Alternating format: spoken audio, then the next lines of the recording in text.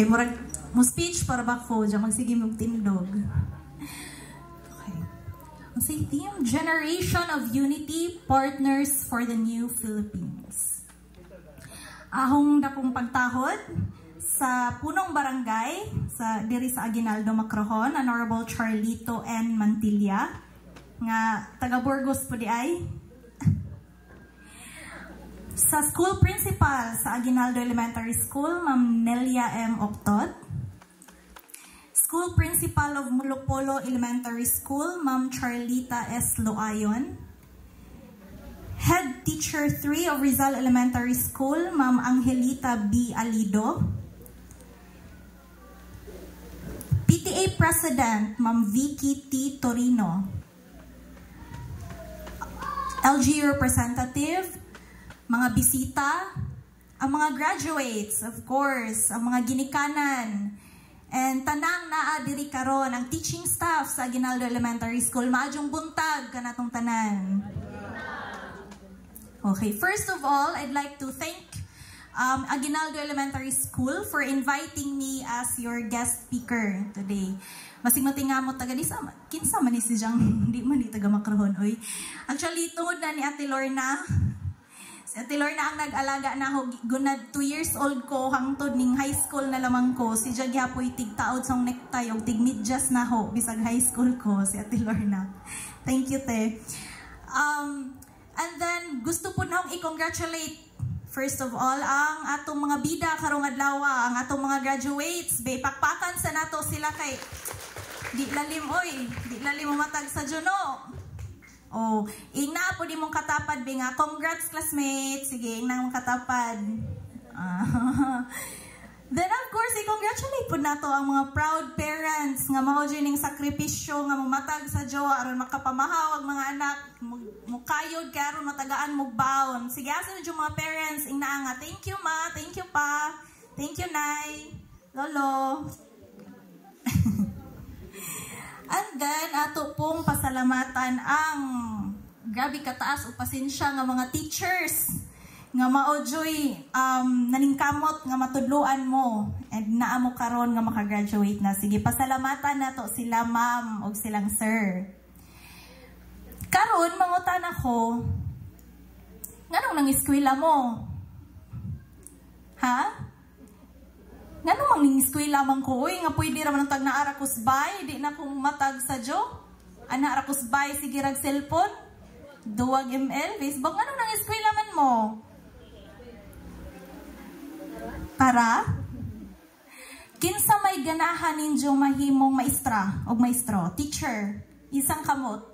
Magganahan mahimong doktor, nani isa, ganahan mahimong pulis. Ano po ni isa, engineer, lawyer, nurse. Kinsay ganahan madato?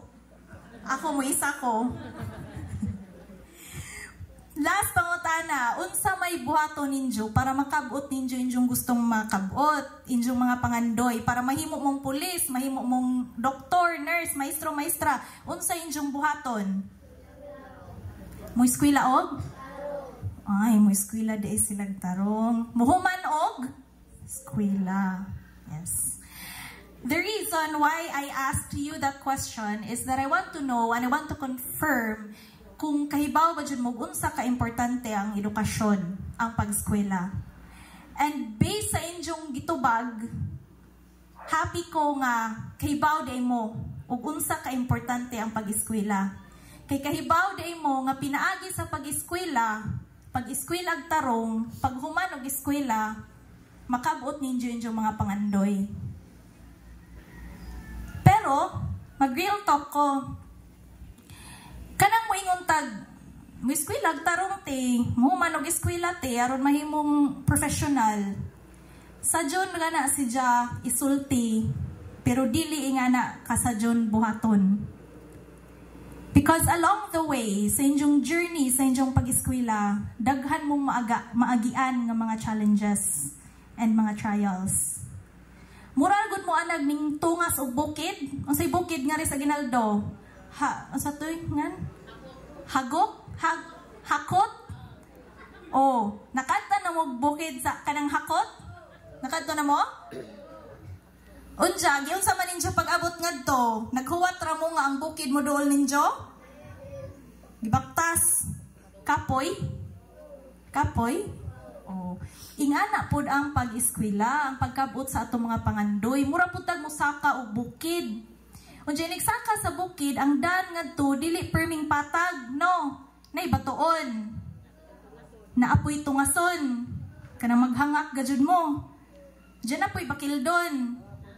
Oh, ingana pod ang pag-eskwela. Daghan mong maagian nga mga dan nga ingana nga lisod. And then makaingon mo kapoy naman. Di na lamang kumutiwas. No. Mao nga nakoy hatag ninyong tulo ka ways or tulo ka attitude nga dapat na ninyo or no, not attitude pero tulo ka pa maagi nga inyong bawnon sa inyong journey sa pag-eskwela. Actually, daghan pa ni, pero kanang uban, makatunan ka na ninyo along the way sa inyong pag-eskwela or sa inyong pag-live sa inyong kinabuhi. Acronym ni naho og DDS. Di na si Die Hard Duterte supporters ha. Mabash unja ko karon. Wa ko'y pakialam og promo or anti-Duterte. Lahi po ni kita rin mag-istorya, lahi ning ato. DDS. First D, determination. Injong determinasyon nga makahuman mo og eskwela. Nga bisag unsa kalisod muhuman gadyo kog eskwela. Kitang tanan way exempted anang maagian nga kalisod. Bisan pa ang pinaka-bright or ang pinaka-dato maka-experience gajud og mga trials. Lahi-lahi man, pero maka-experience jud og kalisod. Mao nga, if you feel like mo give up na ko, di na jud na ko kaya, i-remind inyong kaugalingon sama sa pagpangutana na ko ganina, nganong ning eskwela man ko? In the first place, nganong di amang ko karon? Nganong ning sakripisyo man ko eskwela? And then inyong tubag kay gusto mong mahuman, gusto mong madato, gusto mong mahimong professional. Mo na inyong i-remind kanunay sa inyong kaugalingon, ay o di ko muundang kay gusto magkuan pa man di ko, magpulis pa man di ko. Haw pang tabangan silang mama o papa. So dapat naamo anang determination inyong determinasyon, inyong commitment sa pag-eskwela og tarong og paghuman og eskwela. Sunod nga D, discipline. Disiplina sa inyong kaugalingon. Kay bao ko, mga butan naman mo. Mga butan na mo? Or napay way buot diha? Kisay way buot diha? Ha? O, kay bao ko, mga butan na mo. Kay bao na mo unsay sakto, unsay dili. No. Wa po nagkuwang silang magpapa silang nanay tatay o inyong lolog lola or kinsa inyong guardian o pahibaw ninyo o remind ninyo kung unsay sakto o unsay dili. Maingon, adyaw mugsud anang mga ingani nga bisyo kay makadaot na. Adyaw sa mug uyab-uyab kay makadaot na. Nani nag-uyab-uyab dire. Ha? Nanining react. Or crush-crush ra. Mahadlok maingon kay naamas nanay si tatay skilid. Oh. Disiplina sa kaugalingon. Kay bisan pag kami, inyong mga ate, inyong mga maguwang, igo rami mo remind ninyo. Ako, karon bisan pag magbalitok-balitok ko diri, muhilak-hilak ko, adyaw ka jud mo, kanang soda nang inga ng mabutanga, paghuman jud mo eskwela. At the end of the day, kamo gihapoy mo decide sa inyong kaugalingon. Kamo gihapoy mo disiplina sa inyong kaugalingon. Buhato ni naho o dili. Maski kahibaw kung unsay consequence sa akong aksyon, ako gyapon ning ipadadyon o dili. Muna nga dapat na amoy disiplina sa inyong kaugalingon. Kahibaw mo unsay mga limitations. Mag-eskwela kog tarong. Sakto na. Pero at the same time, di po na to kalimtan atong life outside sa eskwelahan. Kay og magsigira kag focus pag eskwelahan tarong, ma-burnout man ka, kapudyon ka madugay. Mo nang makigmingle pad mo sa society. No. O, sige mag-cellphone, ondiyan mo itos mga amigo, magduwa-duwa, i-enjoy inyong pagkabata. Pero, kinahanglan, disiplina sa kaugalingon, kinahanglan, balanse.